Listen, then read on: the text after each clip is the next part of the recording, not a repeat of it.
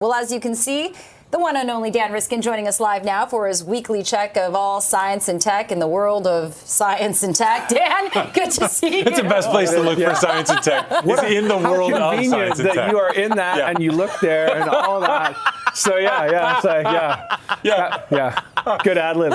Yeah, exactly. Okay, well, let's start here. You know, I am completely not musical. I enjoy music. I enjoy listening to music, but I can't play any. Yep. Turns out maybe I should have, because learning a musical instrument can do more for you than you think. Yeah, do you play any musical instruments? I gander on the guitar. Gander? Okay, gander? I'm losing my words. Science and tech. It's science and tech, okay. Tech She ganders. Yeah, Okay. I dabble, I should say. So when you are moving around in the world, you use your hearing, you use your sight, you use your proprioception of knowing where your body is to have a sense of where your body is in space. Right. When you play musical instruments, you use those senses and you hone those skills. And so the thinking was maybe people who have musical training will be better at controlling their bodies in a, moving around like ninja-like than people who don't have musical training. And so what they did is a very simple test where they have somebody just march in space. Just close your eyes, wear a blindfold, and do this for 1 minute. Okay. And then after you've marched for 1 minute, they check to see where you've moved to. Right, yeah. Have you drifted? Yeah. Okay. And people with musical training don't drift as much. What are they, marching band musical training? No, they're in a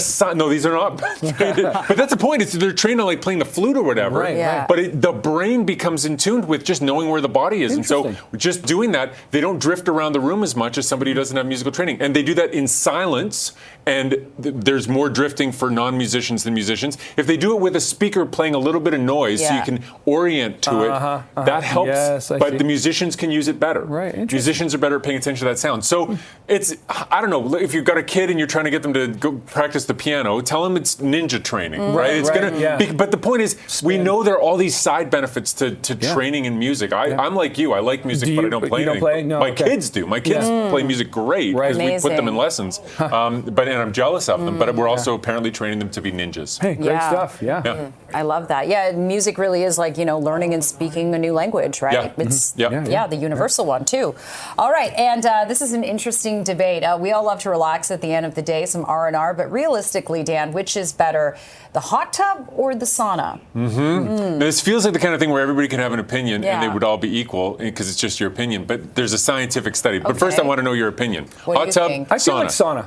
What? Yeah. You think Why? that's more relaxing? Ew. Yeah, I love the It's so sauna. hot in there. I It's love not. it. It's. But you're in a pool of other people's stuff. I'd Fair rather enough. be in a sauna. I honestly would Really? rather. That's a personal preference. Huh, no, I choose hot tub probably. Yeah, right on. Hot tub. There it is. So science is on our side. They did a study. It turns out that when you do these heat therapies, it helps your blood flow. It also kicks your immune system in a little bit. And they measured to see how well that worked for a bunch of people. They did a hot tub treatment. No one's in that hot tub though. But they're in the sauna.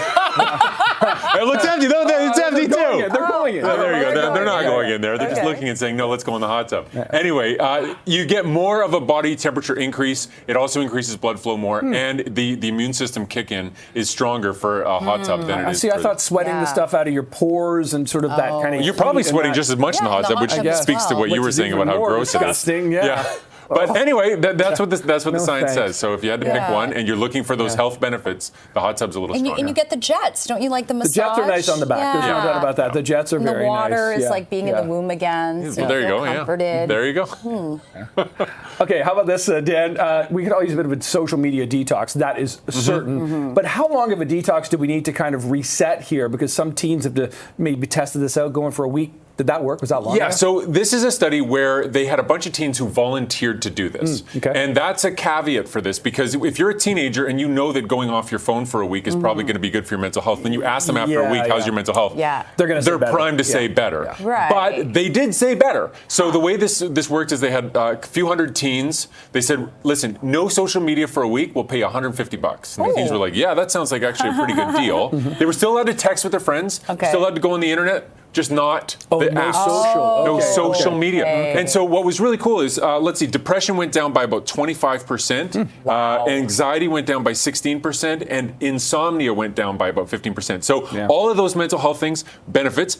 loneliness did not go up. So they were still able to talk to their friends, right? Still, Interesting. probably not phone calls because they're teens, Yeah. but texting for sure. And so this speaks to the power of that. And the fact that there is this sort of placebo effect that we told them what to expect and then they showed that, fine. But a little bit, if you've got a teenager and you've got $150, if the placebo effect is the reason they feel better, who cares? If it works, it works. Something and it works, exactly. Exactly. So this might be a tool. And you know, if you yourself feel like you need a little social media break, maybe taking a 1-week detox might be good for you too. Can I borrow $150?